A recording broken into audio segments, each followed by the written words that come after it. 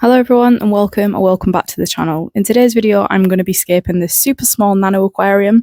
So this measures 15 by 15 by 15 centimeters. It's just the cutest thing.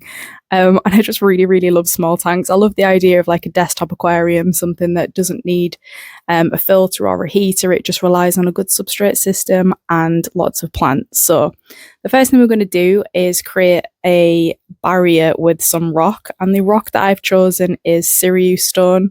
It's a really popular rock, and it's used a lot in the hobby, but it's because it's so nice. And yeah, I'm just going to be creating like a little barrier, and this is just to separate the soil that we're going to be putting in from the sand foreground.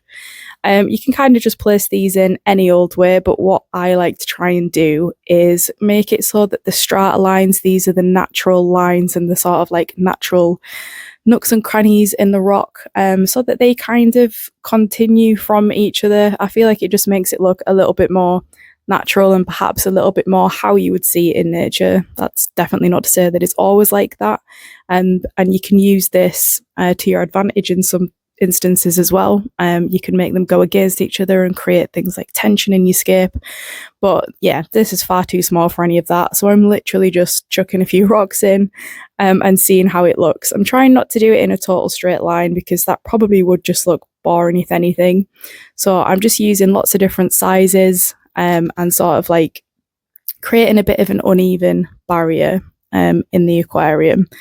And yeah, once that's done, it's just a case of stepping back and seeing how it looks and just making sure that you're happy with it before you kind of commit to gluing anything. So as you can see, really simple. I think it's literally just 5 rocks, and what that has done is created like a mid-ground, and then behind that we're going to put the soil, and in front of that we will put the sand. But for now we're going to go in with the rest of the hardscape. So I'm going to be using Redmore rootwood. This has been used in another aquarium, so it shouldn't float, but we will glue anyway just in case. If you are using a new piece of wood, the likelihood is that it will float, so it's always good to pre-soak it or glue it down, but in this instance we're going to be doing both. So as you can see, I'm just placing the wood in the aquarium where I think it kind of hugs the rock the best, how I imagine again that it would look in nature, but it could look any old way, I guess. But once I was happy with it, it was time to glue it. So for this, I use the Moss Scaper glue. Now, this is aquarium safe. When you use it, if you use some tissue or some cotton pad like what I'm using, or filter floss or like a cigarette filter, although I do find tissue and cotton pad to be the best method.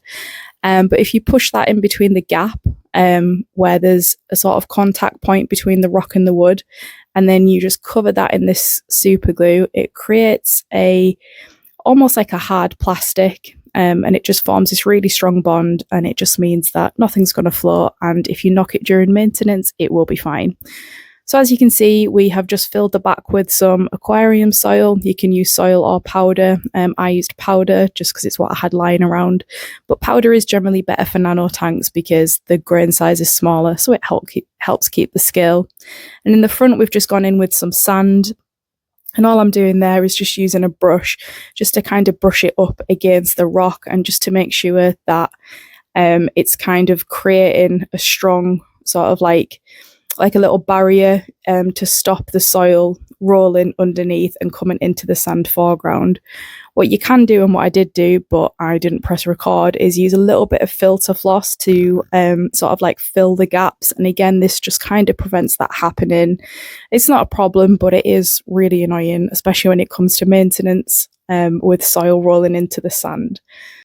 So that is the majority of the hardscape pretty much done. What you could do is add some smaller gravels if you wanted to add a little bit more detail in the foreground. This is something that I would usually do, especially on a larger tank, but I just think for the sake of this, because it's so tiny and because I used a soil with lots of different grain sizes and flecks of colouring, I think it looks quite nice as it is. So next up is planting. So for plants, I'm just going to use things that I've pulled out of other scapes. So this is pretty much going to be a mix of Anubias, usually the mini variety, or the mini coin, or the bonsai. There's probably a mix of all 3 in there. Again, we just want the smallest types just to help retain some scale. And with Anubias, with it being an epiphyte, so an epiphyte is something that would attach to wood or rock in the wild. In nature, a wild Anubias. All I do with that is either push it into a gap or I just use a little bit of glue on the rhizome. Again, it won't harm the plant, just try and get it on the rhizome and not the roots. And this is just a really easy way to attach them. You don't need to plant these. If you actually plant them and bury the rhizome, they may actually melt. So these are just things that you should use around wood and rock. And then in the background, as you can see, I'm planting some Blixia japonica. This is, I think it's regarded as a medium plant, but I have managed to grow it in low-tech environments. I do think having soft water certainly helps with this, but it might not be something that everybody can grow in a low-tech environment. So with things like this, it's just trial and error. And if you can take trimmings from other tanks especially, it's not like it's costing you anything should it fail. So alongside the Blixia japonica, I'm also going to be popping in some Liliopsis brasiliensis. This is an extremely easy plant to grow. It's considered an easy plant. It is just very slow growing, but that is fine. And as you can see there on the right hand side, I put in some Hydrocotyl Japan, which is a really fast growing plant, really good for water quality. And there's also a few stems of Rotala bonsai. Again, not really a plant for low tech conditions, but it can be done. And yeah, I'm just going to try it anyway. So the next thing to do is put it in its location where it's going to live and fill it up with water. So filling it up with water, what you don't want to do is disturb the substrate, especially because this isn't going to have a filter. So you kind of want to fill it up as slowly as possible and either use a bag or a cup or a piece of tissue over the substrate while you pour the water in.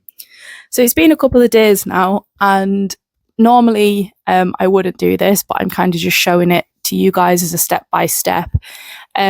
The reason I wouldn't do it in this instance is because there is no livestock going in the tank, so it doesn't really matter too much what the levels of the ammonia, the nitrite and the nitrate are. But generally, if I was setting up a tank where there's going to be livestock, this is something that I would measure and I would recommend that everybody do as well, especially when they're putting livestock in a tank. So the NT Labs kit is a really easy kit to use. It's just 5 ml of water and then you just follow the drops that it suggests on the packet, and we're just making sure that there is no spikes. In this case, the ammonia was quite high, which doesn't surprise me because we've used brand new aquasoil and aquasoil does leach ammonia. So for the first few days or for the first week, what we're going to be doing is water changes of about 50%, and we'll do that every day for the first week, moving on to every second day in the second week, and in the third week, every third day, and then from that, it's just once a week. However, as mentioned, this is going to have no livestock in it, so I probably won't be quite as strict with the schedule. But as mentioned, if you were going to put livestock in a tank and you are setting a tank up like this, definitely take your time with it and do your changes. Another important thing that we need to do is when we are doing water changes is to use some water conditioner. So for this, I like to use Seachem Prime. This is something that I use in every single aquarium, and I also like to dose for the first 10 days some Seachem Advance. So that is a phytohormone, and what it does is it helps plant roots establish and just kind of gets them growing quickly. The next thing that I'm going to be using is some Bacter Plus. This is essentially just some beneficial bacteria. It's just the ADA brand. I do normally use Seachem Stability, but I had run out, so we're going to be using that, and that will just help seed the aquarium with beneficial bacteria so it can really start the nitrogen cycle. The good thing about this is that even though it's absolutely tiny, I'll probably only need to use like literally 1 drop. So yeah, we're just going to use this on for the first 10 days, and then from then on, any water change, just making sure that we use Prime, just because anything in the tap water like chlorine and chloramines can actually harm your beneficial bacteria in the tank. So here we are 2 months later, and this is how the scape is looking. I did add 1 extra Anubias that I pulled out of another tank, but other than that, it's grown in well. There's been actually no issues whatsoever. I didn't even get any diatoms, which is super lucky really. And this is getting a water change maybe every 2 weeks.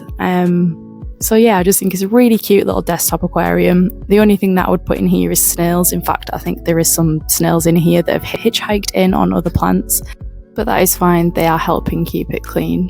Anyway, I hope you enjoyed this one, and I hope that you now know a little bit more on how to set up a really super low-tech aquarium, and how even in the smallest glass box you can still enjoy a slice of nature in your home. Thank you so much for watching.